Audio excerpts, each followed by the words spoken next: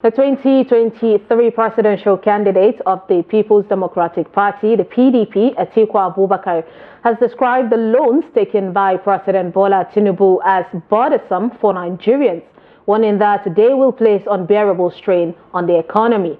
The former vice president, in a statement on Thursday, said the loans are bone-crushing for Nigerians and are bringing insufferable pressure on the economy, especially when they are not properly negotiated or utilized.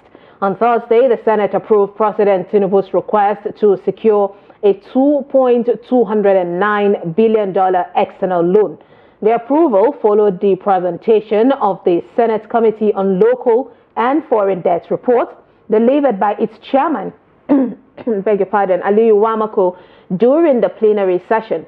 In response to this and other previous approvals, Atiku expressed concern that Nigeria is sinking deeper into debt, with the National Assembly once again acting as an accomplice. Now, in this regard, Trust TV's Abdullahi Ahmed did an explainer to deep dive and give more insight into the debt of the country. Take a look. In the shadow of rising inflation, economic hardship, and deep public discontent, Nigeria's borrowing frenzy continues unabated. In a dramatic move this week, the Senate approved President Bola Ahmed Tinubu's $2.2 billion loan request to partially plug the 9.7 trillion naira budget deficit for the year 2024. This latest approval follows a pattern of aggressive borrowing.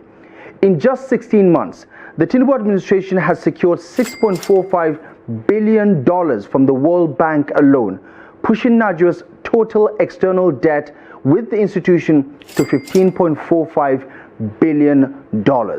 From June 2023 to June 2024, Nigeria has taken loans for projects ranging from economic stabilization reforms at $1.5 billion to renewable energy at $750 million and adolescent girls' education at $700 million.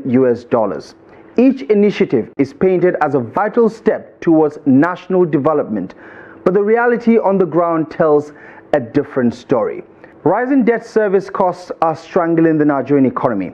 Nigeria spent $2.19 billion servicing foreign debts in the first 5 months of 2024, a 96% surge from the same period in 2023. Meanwhile, sectors like healthcare, education, and infrastructure are crying out for funding, leaving citizens to wonder, where is all this borrowed money going to? For many Nigerians, daily life has become a test of endurance. Fuel subsidies have been removed, pushing petrol prices to unprecedented levels. Inflation has wiped out household savings, while unemployment remains alarmingly high.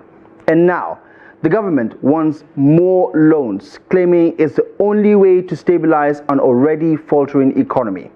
In approving the $2.2 billion loan, Deputy President of the Nigerian Senate, Jibril Barrow, commended the Senate Committee on Local and Foreign Debt for its, quote, thorough examination of the proposal. But for millions of Nigerians, this feels more like political theater than governance.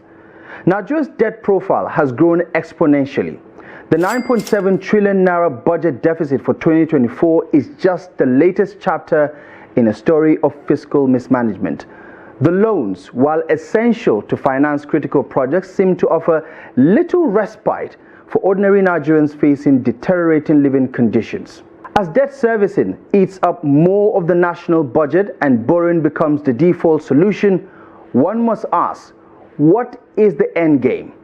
Can the government truly transform this debt into sustainable growth, or is it merely delaying an inevitable reckoning? With $2.2 billion more added to the pile, the stakes couldn't be any higher. Will Nigeria's leaders steer the country away from fiscal disaster, or are they gambling the nation's future on borrowed time?